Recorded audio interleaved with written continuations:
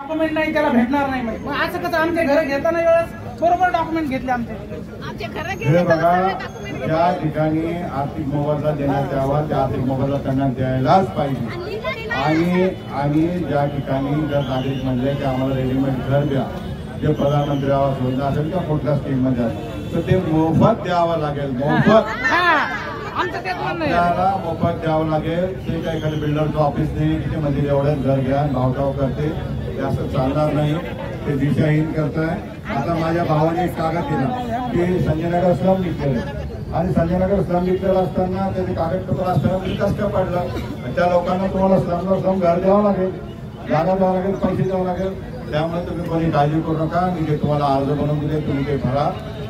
आता माझी विनंती आहे की सर्व पुरुष कार्यकर्त्यांना आपण बाजू सरका, महिला भगिनींना पुढे आपण ठेवू आणि आपण ऐकतो आहेत का बघू आणि आपण शांत पद्धतीने जाऊ. आपण घोषणाही देणार नाही, आपण काही नाही. आपण त्यांना दाखवू तुम्ही आमचं घर पाडलं तरी आम्ही शांत आहे, आम्हाला मोबदला द्या आणि आपण मोबदला घेतल्याशिवाय राहणार नाही. आरामशीर महिलांना विनंती आहे. मी थोडं पुढं थांबतो आणि तुम्ही हळूहळू या. पुरुषांनी कोणी गडबड करू नये. आता फक्त एक मिनिट ताई बोलतील. आपल्या ठरल्याप्रमाणे सर्वांना फॉर्म वाटप झालेले आहे, अर्ज वाटप झालेले आहे. हे अर्ज आपल्या परिसरामध्ये कोणाकडे द्यायचे त्याची मी माहिती देतो. ज्यांना अर्ज नसेल भेटेल त्यांनी झेरॉक्स करायचे. 2 प्रकारचे अर्ज आहे. एक, ज्यांचे घर तुटले, ज्यांना नोटीस आलेली ते मोबदला कसा मागायचा तो अर्ज आहे. दुसरं, ज्यांच्या घरावर मार्किंग होते जे लोक सांगताय की तुमचं घर तोडू, या 2 प्रकारचे अर्जाचे नमुने तुम्हाला दिले. याची झेरॉक्स करून आपण त्या ठिकाणी पोस्ट करायची. मग आपण महापालिकेला देऊ, राज्य सरकारला देऊ आणि गरज पडली तर आपण कोर्टात जाऊ. आता महानगरपालिका आयुक्तांना आपण इशारा दिला होता की तुम्ही आमच्यासोबत चर्चा करा, आम्ही तुम्हाला भेटायला येतोय. आपण आता जाऊ, निरोप देऊ की आम्ही आलोय. ताई बोलेल, एक मिनिट ताई बोलल्यानंतर आपण आयुक्तांच्या घराकडे जाऊ. कोणीही कायदा हातात घ्यायचा नाहीये. शांत पद्धतीने शब्दही नाही बोलता, आपण कोणीही शब्द बोलणार नाही. आपण जाऊन तिथे पोलीस प्रशासनाला निरोप देऊ की तुम्ही आयुक्तांना बोलवा आणि आम्हाला एक प्रश्न देऊ, त्यांना उत्तर द्यायला लावा. त्यांनी आमचं समाधान केलं तर आम्ही चालले.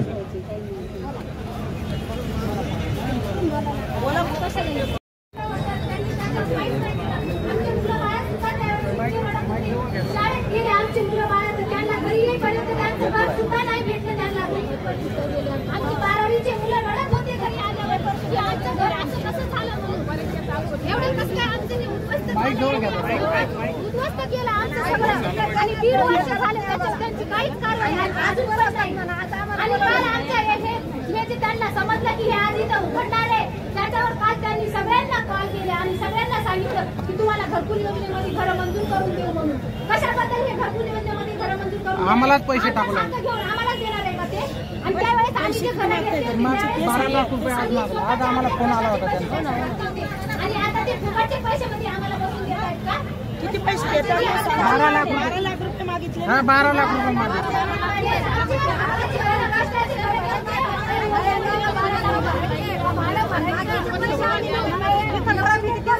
बाकीचे पैसे तुम्ही भरा म्हणजे येऊन नाही जायचं फुकटच्या आणि आमच्या घरा पण घ्यायचे.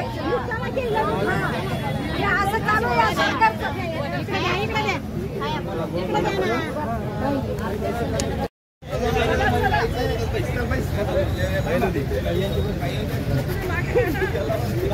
लांब थोडस लांब दामा गर्दी झाली नाही अंगावर. मागे सर का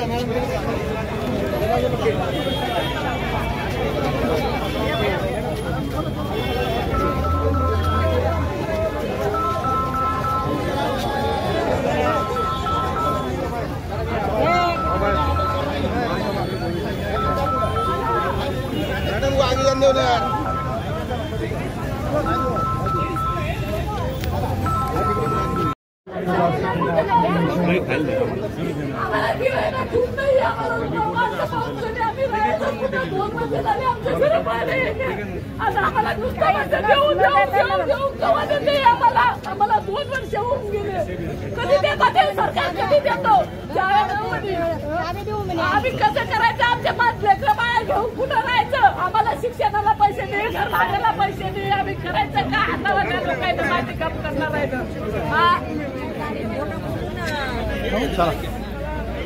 भाऊ आज आम्हाला बोलून घेतलं, चॉकलेट दिलं.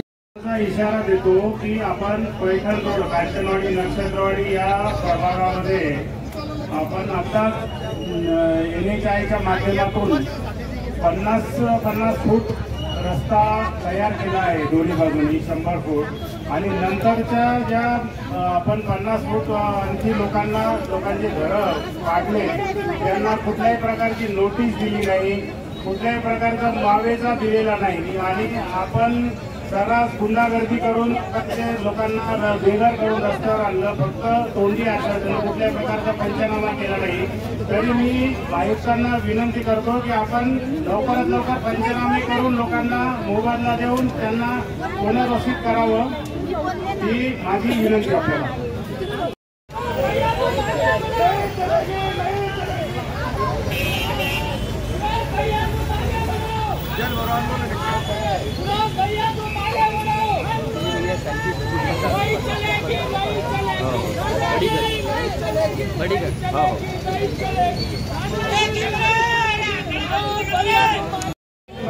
आयुक्तांना विनंती करते की 10 फूट आमची कमी केली तर आमचं पुनर्वसन करायची गरज नाही, एवढीच विनंती आहे. 10 फूट जर केली कमी तर आणि आमचं पुनर्वसन करायची गरज नाही आणि घरकुल द्या आम्हाला त्याच जागेवर.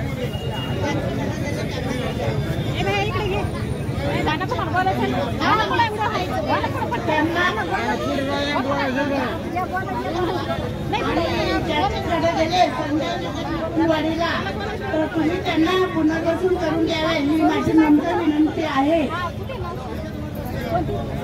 आमच्या माता भगिनी या मुख्यमंत्र्याच्या लाडक्या बहिणी नाहीये का?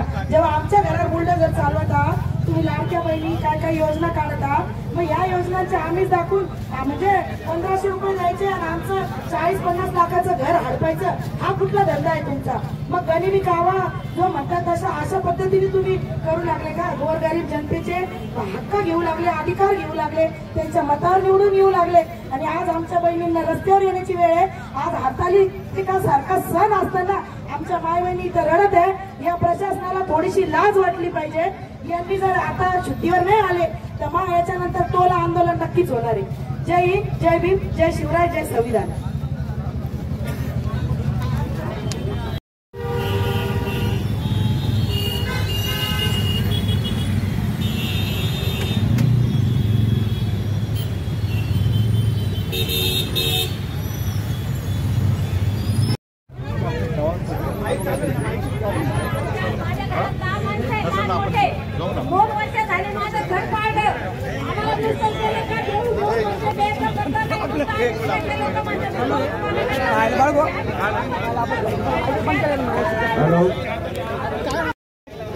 माता भगिनींना पुढे येऊ द्या, माता भगिनींना समोर येऊ द्या, माता भगिनींना, बाकी सगळं मागे व्हा.